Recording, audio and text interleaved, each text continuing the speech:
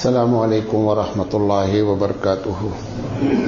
الحمد للہ رب العالمین والعاقبۃ للمتقین والصلاة والسلام علی رسولہ الکریم. اما بعد قال النبی صلی اللہ علیہ وسلم العلماء ورثۃ الانبیاء او کما قال علیہ الصلوۃ والسلام.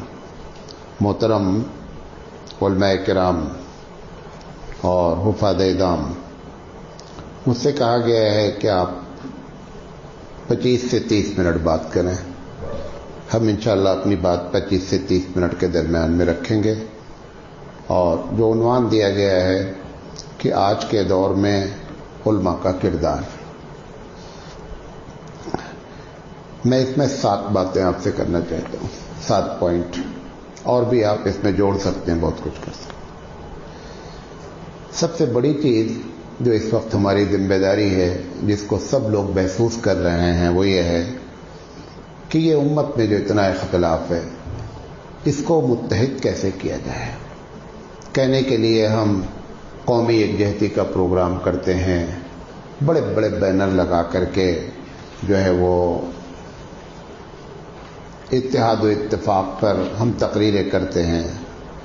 اس پر کم سے کم شہر کے لوگ بیٹھ کر کے یہ غور کرے علماء کرام کہ اس کی عملی شکل کیا ہوگی. آپ یوٹیوب پہ چلے جائیے، آپ تقریر اٹھا لیجئے، سب لوگ بول رہے ہیں اتحاد ہونا چاہیے. یہ کوئی نہیں بتا رہا ہے کہ اتحاد کیسے ہوگا. اگر آپ مجھ سے مدد چاہیں گے تو میں آپ کو پوائنٹ بتا سکتا ہوں کہ یہ طریقے سے اتحاد ہو سکتا ہے، لیکن وہ اب لمبی تقریر ہو جائے گی. کوئی بھی آپ میرا نمبر نوٹ کر لیجئے، میں آپ کو بتا دوں گا کہ اس طریقے سے اتحاد ہو سکتا ہے. اس پر آپ کیا رول ادا کر سکتے ہیں، کیا کر سکتے ہیں، یہ وقت کی سب سے اہم ضرورت ہے. میں نے تو ایک تقریر اس پر بھی کی ہے کہ سارے اختلافات کے ہوتے ہوئے اتحاد کیسے ممکن ہے، کیونکہ ہم ایک زمانے سے اتحاد کی کوشش کر رہے ہیں، کوئی اتحاد ہو نہیں پا رہا ہے. تو ایک تقریر ایسی بھی ضرورت ہے کہ اختلافات اپنی جگہ رہتے ہوئے کیا اتفاق کے چانسز ہیں، یہ بھی تقریر کی جا سکتی ہے. یہ بات بھی جو ہے لوگوں کو سمجھائی جا سکتی ہے.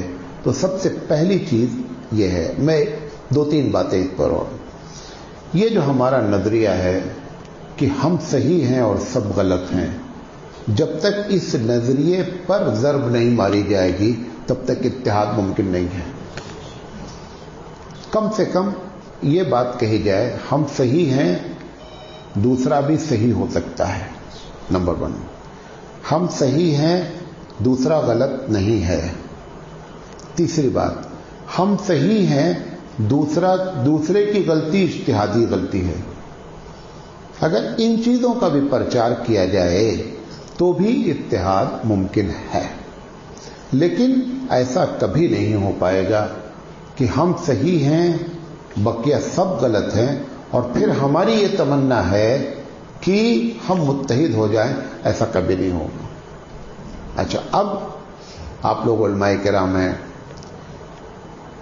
جو ہمارا پارٹنر ہے، جو ہمارے ساتھ شیطان ہوتا ہے، وہ پھر کہتا ہے کہ سراج صاحب کی بات سے تو ایسا لگتا ہے کسی باطل کو باطل کہا ہی نہ جائے. اس کا مطلب یہ بتاتا ہے، وہ جو پارٹنر ہے وہ یہ جواب دلاتا ہے کہ یہ تو مداہنت فی الدین ہو گئی کہ اپنے کسی باطل کو باطل نہ کہا جائے. میں اس کا جواب دے رہا ہوں اس پارٹنر کو. میرا یہ کہنا ہے کہ جس مسئلے میں جمہور متفق ہو جائیں، کسی کے باطل ہونے پر آپ اس میں شامل ہو جائیے. جس میں جمہور کی رائے خود الگ الگ ہو، اس میں ہم کسی کو باطل کہنے کے بجائے وہ جو 3 باتیں کہی ہیں اس پہ نظریے پہ قائم رہے. میں بات اپنی سمجھا پایا؟ اس طریقے سے اتحاد ممکن ہے. نمبر 1. نمبر 2، اس وقت جس کیفیت سے ہم گزر رہے ہیں، امت 3 حصے میں تقسیم ہو گئی ہے. ایک حصہ مایوس ہو گیا ہے، ایک حصہ خوف زدہ ہو گیا ہے، ایک حصہ سمجھتا ہے کہ مسئلے کا حل تشدد ہی ہے، اور ایک چوتھا حصہ جو ابھی چھوٹا سا ہے، جو ابھی گنیش کے وقت میں نظر آیا، کہ وہ ان کے ساتھ کمپرمائز کرنے کے لیے کیا ہے، تیار ہے۔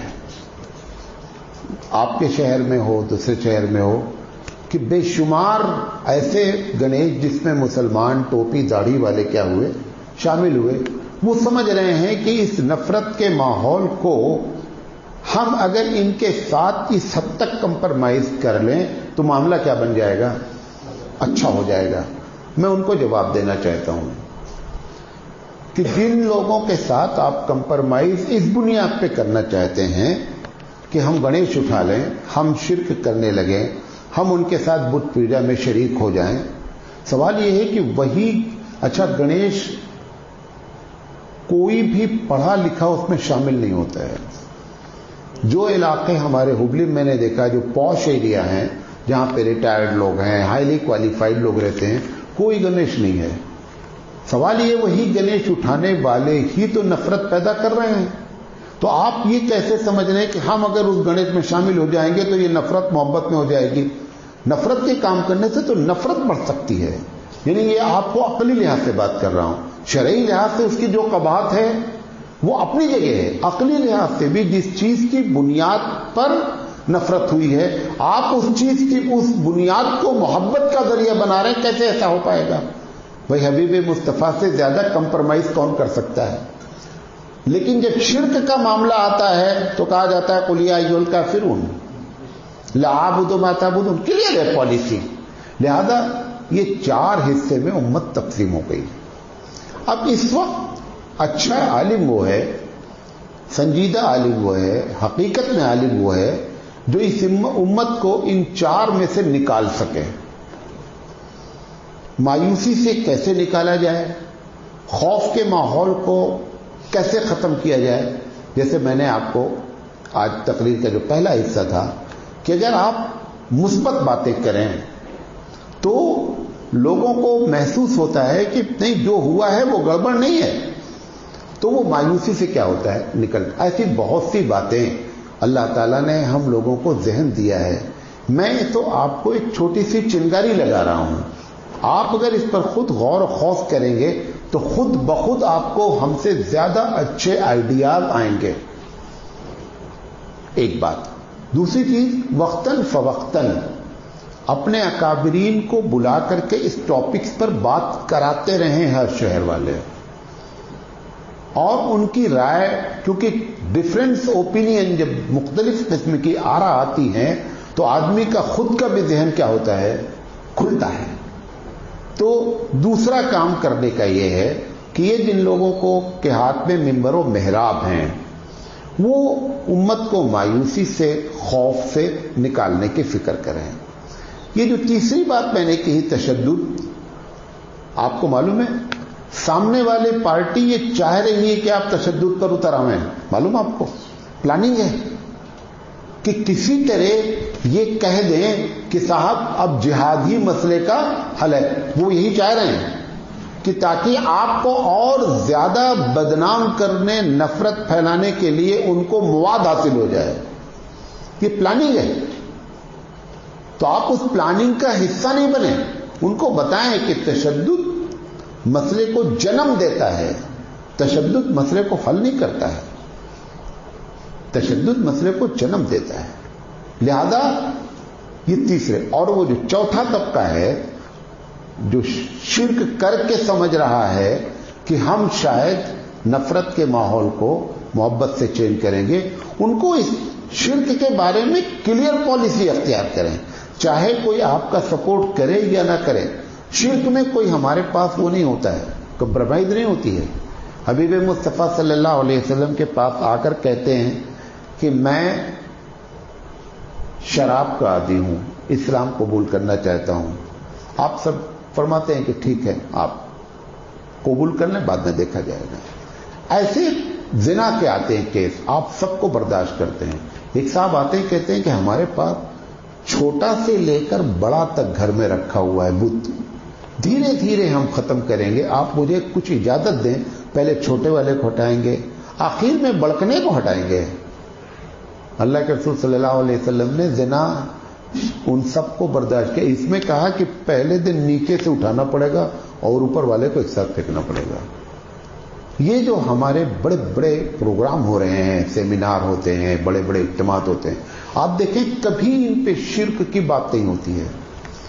हमने एक पूरी तकरीर की है कि भारत में शिर्क खत्म क्यों नहीं हो रहा है। हम ये समझ रहे हैं कि हमारे लोग जो शिर्क करते हैं, मुख्तलिफ किस्म के खुराफात करते हैं, अगर हम ये बातें बोलेंगे तो मजमा चढ़ जाएगा। जो हमारे साथ जुड़े हुए लोग, मैं ये कहता हूं कि हमारा मकसद मजमे पर कंट्रोल है या हमारा मकसद जन्नत है। भाई बहुत से नबी ऐसे भी होंगे, आप जानते हैं कि उनके पीछे चलने वाला एक आदमी होगा, बाद हदीस में वो भी नहीं होगा। क्यों नहीं हुआ? कौन सी बात उन्होंने ऐसी की है जो इतनी खतरनाक है? वो वही शिर्क से कंप्रोमाइज नहीं किया गया। तो आप ये ज़हन बना लें कि नेकी कमाने के लिए झूठ बोलना कोई जरूरी नहीं है। नेकी कमाने के लिए झूठ बोलना जरूरी नहीं है। झूठ बोल करके नेकी कमाई जाए ऐसी कोई इस्लामी पॉलिसी नहीं है। तो शिर्क है, लिहाजा मेंबर व मेहराब से ये बातें होनी चाहिए, नंबर एक। नंबर दो, हर चीज में पूरी जो आवाम होती है वो मनफी पहलू तलाश करती है और उसी को बुनियाद बनाती है। हम उलमा की जिम्मेदारी है कि उस काम में मुस्बत पहलू कैसे तलाश करके लोगों को बातों को समझाया जाए। जब तक पॉजिटिव बातें उसमें से नहीं निकाली जाएंगी, अब मिसाल के तौर पर हिजाब का मसला उठा, ठीक है, बहुत लहंगा एक तबका ऐसा पैदा हो रहा है कि जो कह रहा है कि हम ऐसा स्कूल खोलेंगे जिसमें हिजाब पर पाबंदी नहीं हो। तो इसका इस मुस्बत पहलू को हाईलाइट करें। कुरान मजीद ने यही बात तो कही है कि जिस चीज को हो सकता है कि तुम समझते हो कि बड़ी तुम्हारे लिए बेहतर है, हो सकता है तुम्हारे लिए बहुत बेकार हो, और जिसको तुमने बड़ा बेकार समझ रखा हो सकता है वो बड़ी बेहतर हो। तो अगर ये ऐसे नहीं होगा, इस पे गौर और फिक्र करना पड़ेगा। 3 तरह के मुकर्रिर होते हैं। कितने तरीके के? 3 तरीके के मुकर्रिर होते हैं। एक नाकिल होते हैं, एक वहबी होते हैं, एक कसबी होते हैं। नाकिल वो है जो मुख्तलिफ किस्म के खुतबात रखे हुए हैं और रखने के बाद उन्हीं बातों को वो जुमा में बयान कर देता है, वो नाकिल है। कसबी वो है जो बहुत से लोगों को पढ़ करके एक रिजल्ट निकालता है और रिजल्ट निकालने के बाद फिर उसकी तरतीब देता है, ये कसबी है, मेहनत करता है। एक वहबी है। अब जैसे अभी आप मौलाना थानवी रहमतुल्लाह अलैह की तकरीर देखें, अली मियां नदवी रहमतुल्लाह अलैह की तकरीर देखें, कारी तैयब साहब की तकरीर देखें, कभी आप गौर करें इस पर कि इनकी तकरीरों में किसी भी शख्स का हवाला मौजूद नहीं होगा कि ये बात मैं कहां से कह रहा हूं। क्यों? क्योंकि ये वहबी हैं। इनको रब्बे जुल जलाल के जानिब से आप उसको इल्हाम कह लें, आप उसको जो चाहें कह लें, मदद कह लें, ये वहबी चीजें हैं। तो वहबी का मुकाबला तो हम कभी नहीं कर सकते, वो अल्लाह की देन होती, जिसको होता है दे देता है। लेकिन ये जो कसबी है ना, ये कसबी लोग अगर मेहनत करेंगे तो हर चीज में मुस्बत पहलू नजर आएगा और उसको मुस्बत पहलू के अंदाज में बयान किया जाए। मिसाल के तौर पर एक और मैं दे देता हूं, तलाक का मामला हो गया, हमने बहुत आवाज की, करना भी चाहिए था। आपको मालूम है अभी जो रिपोर्ट आई है कि मुसलमानों में तलाक का फीसद जो 3.5 था वो घट करके 1.5 हो गया। उन्होंने किया हमारे खिलाफ, ठीक है, जो कुछ भी क्या सब आप जानते हैं, मैं टाइम नहीं बर्बाद, लेकिन उसमें मुद्दत पहलू क्या निकला कि अब एक आदमी जो तड़ से बोलता था वो 1000 मरतबा सोचता है बाबू अंदर हो जाएंगे। तो ऐसे ही हमारी जिम्मेदारी है कि जिनको लोग बहुत बुरा समझ रहे हों, आप उसमें मुस्बत पहलू तलाश करके मिंबरों मेहराब से गुफ्तगू करें। तीसरी चीज कि ये जो हम लोग खुतबात दे रहे हैं, कोशिश ये करें کہ रुलाने اور हंसाने का चक्कर बंद कर दें। तकरीर अभी देखें, बाद मुकर्रिर आप जानते हैं खूब हंसाते हैं, खूब मजमा होता है। वो जो जॉनी वॉकर था, वो जो शर्मा जी हैं, वो जो प्रोग्राम करते हैं, उसमें भी बहुत लोग होते हैं। है क्या उसमें? क्योंकि हंसा रहे हैं। हम मुस्तनद बातें बयान करें, आपको मालूम है, मैं आपको अपने दिल की बात बताता हूं कि मुस्तनद बातें बयान करने से उसके अंदर रूहानियत होती है। ये जो हंसाने और रुलाने की तकरीर होती है, इसमें सिर्फ थोड़ी देर की पिकनिक होती है, उसके बाद इसके नतायज कुछ बरामद नहीं होते हैं। लिहाजा कोशिश करें कि मुस्तनद बातें कहें, और जब तक यकीन ना हो जाए, इमाम आदम अलैहिर्रहमा तो इस पर कहते हैं कि अगर फितरत के खिलाफ बात हो, नंबर एक, अक्ल के खिलाफ बात हो, और वो सही रवायत से साबित हो, तो भी पब्लिक में नहीं बयान करना। क्यों? अवाम उससे कंफ्यूज हो सकती है। दूसरी चीज, एक जुमला बोल रहा हूं, हर फजीलत मशरूत होती है। क्या समझे? हर फजीलत मशरूत होती है। कभी उसी हदीस में फजीलत के साथ शर्त लिखी होती है, कभी ऐसा होता है कि फजीलत एक जगह होती है और शर्त दूसरी हदीस में होती है। अगर फजीलत बगैर शर्त के आपने बयान किया तो उम्मत बैलेंस खो देगी। आपने बयान किया, आपसे मुराद हम भी हैं।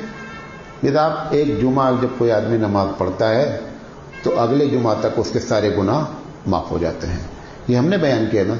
आप बताइए कि वो 35 नमाज हफ्ते में क्यों पढ़े? तुम्ही ने तो कहा है कि एक जुमा पढ़ने के बाद अगले जुमा तक सारे गुनाह माफ हो जाते हैं। वो इसीलिए जुमा में आता है, बकिया नहीं आता है। हमने किया ये। उसमें एक जुमला और बोलना था, क्या? कि गुनाह सगीरा माफ होते हैं, कबीरा कभी नहीं माफ होते हैं। तब वो अलर्ट हो जाता है। हमने तरगीब दिलाने के चक्कर में, उनको तरगीब दिलाने में हम अपनी बर्बादी मोल न लें।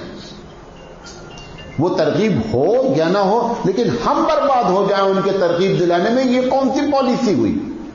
लिहाजा मुस्तनद बातें करें। नंबर एक, फजाइल में हमेशा शराइत को मद्देनजर रखें। मैं रोजाना सुबह दर्स देता हूं, एक दिन, और रोजाना दर्स कुरान देता था।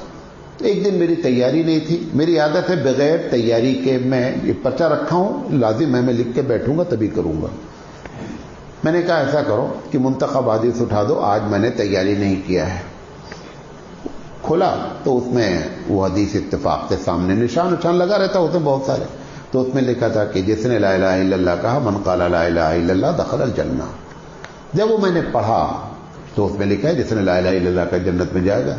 तो मैं, जो लोग बैठे हुए थे वहां मस्जिद में सब, तो मैंने कहा इसका क्या मतलब है? उन्होंने कहा क्लियर है कि जो आदमी ला इलाहा इल्लल्लाह कहेगा जन्नत में जाएगा। तो हमने कहा फजर की नमाज पढ़ने क्यों आए हो? ला इलाहा इल्लल्लाह कहो, ला इलाहा इल्लल्लाह की तबलीग करो, ला इलाहा इल्लल्लाह से कहलाओ। तो मैंने कहा कि कल से हम बात करेंगे वो कौन सा ला इलाहा इल्लल्लाह है जो जन्नत में ले जाएगा। तो मुझे 40 तकरीरें किया। कितनी? 40 तकरीरें 20-20 मिनट की किया कि बाबू ये कंफ्यूजन खत्म हो। लिहाजा फजीलत की कंडीशन जरूर बयान की जाए। आता है कि जिस आदमी के नमाज जनाजा में एक हदीस में 40 का जिक्र है, एक में 100 का जिक्र है, कि अगर लोग शामिल हो जाएं तो उसकी मगफरत हो जाती है। अच्छा, ये तो आसान नुस्खा है। ये दुनिया भर का पापड़ 70 साल हमने क्यों भेजे? भाई लड़के को चाहिए जो मरा है उसका लड़का कि किसी तरह 40 या 100 इकट्ठा कर ले। वो तो बगैर कहे भी इकट्ठा हो जाते हैं। उसमें लिखा एक कहा, उसी हदीस में कंडीशन लिखी है कि वो 100 लोग तौहीद परस्त होना। क्या लिखा है?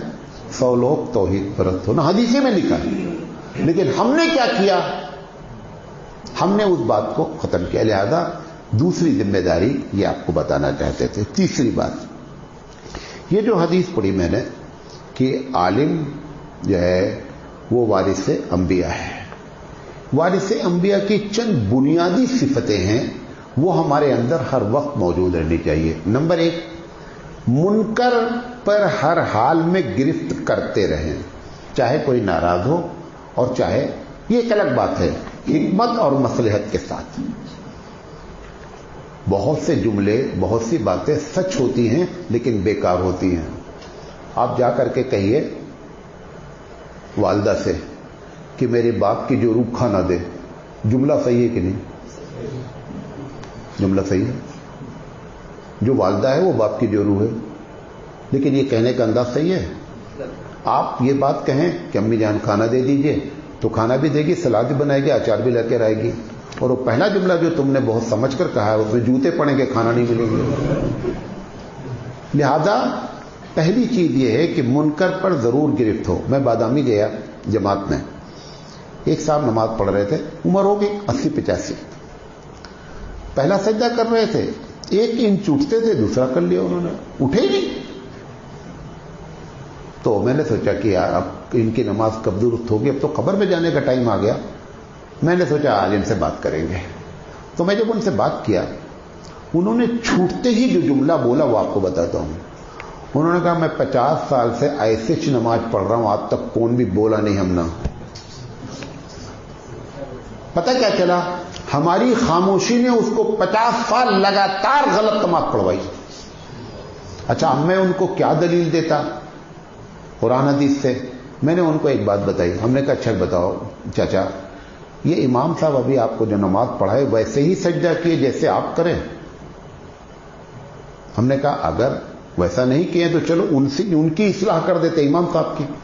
तुम्हें सही है तो इमाम साहब की इस्लाह कर देते हैं, और अगर इमाम साहब ने सही पढ़ा है तो आप अपनी इस्लाह कर लें। अब उनकी बुद्धि में घुसी ये बात, लेकिन उन्होंने जवाब क्या दिया कि मैं इतने दिन से कर रहा हूं, ये उल्मा की शान ही नहीं होती है।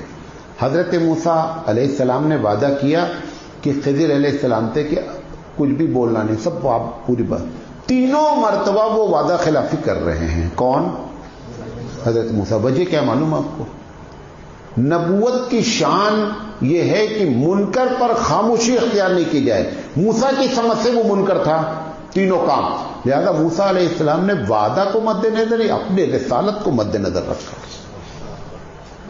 हम भी उसके वारिस अपने आप को कह रहे हैं, तो जो शान मूसा ने दिखलाई वही शान मुनकर में हम सबको दिखलाना चाहिए, मसलहत और हिकमत को सामने रखते हुए। नंबर 1। नंबर 2, अंबिया का मिशन दावत है, लिहाजा कोशिश करें कि दावत के पहलू से जरूर जुड़े। ये एक अलग टॉपिक है कि दावत से क्यों हम नहीं जुड़ पा रहे हैं, वो अलग बयान है, उस पर भी मैंने बयान किया कि उलमा दावत से क्यों नहीं जुड़ते। चाहे वो दावत जो भी कर रहा हो, जो भी जमात कर रही हो, जुड़ते क्यों नहीं है, उसके पीछे क्या प्रॉब्लम क्या है। लेकिन कोशिश करें कि दावत के काम, क्यों हमारे जिंदगी का जो मकसद है, हमने जिस वजह से ये तालीम हासिल की है, उसका पहला मिशन है दावत। लिहाजा दावत से जुड़ने की फिक्र करें। इसी तरीके से आखिरी बात कह रहा हूं कि मकतब के पढ़ाने वाले जो लोग हैं, ये बहुत बुनियादी रोल अदा कर सकते हैं। छोटे छोटे जो बच्चे होते हैं ना, इनका ये प्लेन पेपर है, जो कुछ भी आप लिखेंगे ना ये बुढ़ापे तक जाएगा। उसके लिखने के लिए कोई निसाब सही हो। ये जो निसाब ज्यादातर पढ़ाया जा रहा है ना, इसमें कुछ है नहीं दम। एक आदमी तोप लेकर के आ रहा है और हम गुलेल लेकर के उसका मुकाबला कर रहे हैं। तोप का मुकाबला गुलेल से नहीं होता है भाई, तोप का मुकाबला कम से कम तोप हो। हम वो तोप लेकर आ रहा है, जो तूफान आ रहा है दुनिया में, वो आपने और हमने और उनके वालिदैन ने समझ रखा है कि हमारे भैया को टॉयलेट जाने की, आने की दुआएं याद हो गई हैं, भैया हमारे बड़े दीनदार हो गए हैं। तूफान दूसरा है। मैं ये नहीं कह रहा हूं ये नहीं करें, लेकिन आप और हम जो मुतमईन है कि हमने इनको दीनदार बना दिया है, ये दीनदारी नहीं बनेगी। इसका निसाब सही हो, निसाब कैसा भी खराब हो, ये भी आपको बता दें।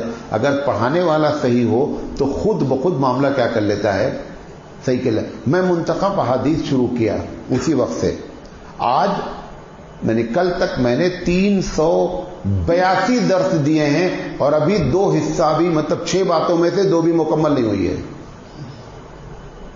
ہم اس میں سب کچھ ہم کو جو کہنا ہے وہ سب لکھا ہے اس میں. لہذا کوشش یہ کریں کہ بنیادیں مضبوط کریں. ایک 5 منٹ اور ایکسٹرا لے کر کے 30 منٹ بات پوری کرتا ہوں. 30 منٹ بولا تھا نا. اچھا, اہل ثروت جو ہیں, جو مالدار لوگ ہیں, ان کو صحیح جگہ مال خرچ کرنے کا طریقہ بتائیں. صحیح مال خرچ کرنے کا کیا؟ آپ دیکھیے مسجدوں میں ماربل لگا دیا گیا ہے. ماربل کے اوپر پھر ماربل لگا 2 لاکھ کا, اس کے اوپر 20,000 کی چٹائی بچھا دی گئی. جہاں پر چٹائی بچھانا پہلے سے ہے وہاں ماربل میں پیسہ کیوں خرچہ کروا رہے ہیں آپ ان کا؟ جہاں پہ پیسہ خرچہ کرانا چاہیے تھا کہ بھائی جو مصلی ہے, جو نماز پڑھنے والا ہے, وہ اس کو نماز مسجد میں آنے پر صحیح سہولت فراہم ہو, ٹوائلٹ صحیح ہو. آپ گاؤں پہ مسجدوں میں جائیے, میں کبھی جماعت میں چلا جاتا ہوں تو پہلے اس گاؤں کے ٹوائلٹ کو صاف کرنا, تب جا کر کے آپ اس میں گھس سکتے ہیں. یہ پیسہ وہاں لگایا جائے. یہ کھلا ٹوائلٹ آپ کو معلوم ہے صرف بھارت کا کلچر ہے, بھارت کی دین ہے, جسے پیشاب گھر کھلا آپ بناتے ہیں. اور سب کو معلوم ہے پیچھے والے کو بھی سطر دکھلائی پڑتا, اس کو بھی پیشاب کرنے میں. لیکن ہم علماء لوگ اگر یہ اسٹیج پہ بولنا شروع کریں کہ یہ غلط ہو رہا ہے, کیا ضرورت ہے؟ اتنی بڑی مسجد بن گئی ہے, کھلا پیشاب گھر کی کیا فضیلت ہے؟ اگر فضیلت ہے وہ آپ مجھے بتا دیے, میں بھی سرنڈر ہو جاتا ہوں. کوئی وجہ ہونی چاہیے نا کہ بھئی کیا وجہ ہے. پاکستان کے بعض علاقے میں تو مطلب ایسے تو بناتے ہی نہیں, ان کے ہاں تو ایک غلط مسئلہ مشہور ہے کہ پیشاب بھی کرے تو دونوں مقام کو دھلنا ہے. ایک غلط مسئلہ جیسے اغلاط العوام ہوتی نا, ایسے ان کے یہاں, لہذا وہ تو بنا ہی نہیں سکتے. اچھا, میری سمجھ نہیں آتا اتنے لوگ عمرہ کرنے جاتے ہیں, دیکھنا کہ یہاں پہ تو زیادہ کھلے پیشاب گھر کی ضرورت ہے جہاں پر لاکھوں لوگ آتے ہیں, لیکن ایک پیشاب کھلا گھر نہیں رہتا ہے. تو پیسے, اہل ثروت کے پیسے صحیح جگہ پر لگانے کی فکر کریں. اسی طریقے سے عوام کا اعتماد حاصل کریں. بہت سے لوگوں کو شکایت ہے کہ علماء کی جو ہے وہ عوام کیا ہے, قدر نہیں کر رہا ہے. واقعہ بھی ہے, لیکن کبھی یہ بھی تو سوچنا چاہیے آخر ایسا ہو کیوں رہا ہے. میں آپ کو 2 ترکیب بتاتا ہوں اور 1 مہینے کے اندر آپ مجھے بتائیے کہ آپ کی قدر ہوئی کہ نہیں ہوئی. میں ایسا مقرر ہوں جو مسئلہ نہیں پیش کرتا ہوں, مسئلہ بھی پیش کرتا ہوں اور اس کا حل بھی بتاتا ہوں. دیکھیں, حبیب مصطفیٰ صلی اللہ علیہ وسلم عصر کے وقت میں اور فجر کے وقت میں نماز ختم ہونے کے بعد مقتدیوں کی طرف کیا ہوتے تھے, رک کر کے بیٹھ جاتے تھے. اچھا, یہ کون سا ادب ہے بھائی کہ قبلے کی طرف پیٹ کر لو, مقتدی کی طرف منہ کر لو؟ اس کے پیچھے کیا راز کیا ہے؟ تو یہ تو معلوم ہونا چاہیے آخر اس کی وجہ کیا ہے. اب فقہا نے لکھا کہ صاحب یہ معلوم ہو جائے کہ صاحب یہ نماز کیا ہو گئی ہے, ختم ہو گئی ہے. مفکر نے جو لکھا وہ آپ کو بتاتا ہوں. مفکر نے لکھا کہ فجر میں اسپیشلی آپ الٹ کر بیٹھنے کی وجہ یہ تھی کہ پوری طائرانہ نظر ڈالتے تھے کہ کون آدمی پرماننٹ نمازی موجود نہیں ہے. اس کے بعد پھر صحابی کو یا خود اس کے گھر جا کر کے اس کی خیریت پوچھتے تھے.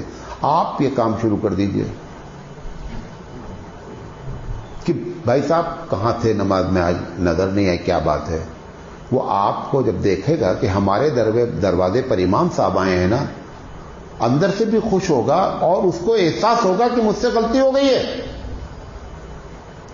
یہ بہترین طریقہ ہے مقتدی کو اپنے فیور میں کرنے کا. گلاب کبھی نہیں کہتا کہ بھیا مجھے سونگھو میں بہت اچھا ہوں.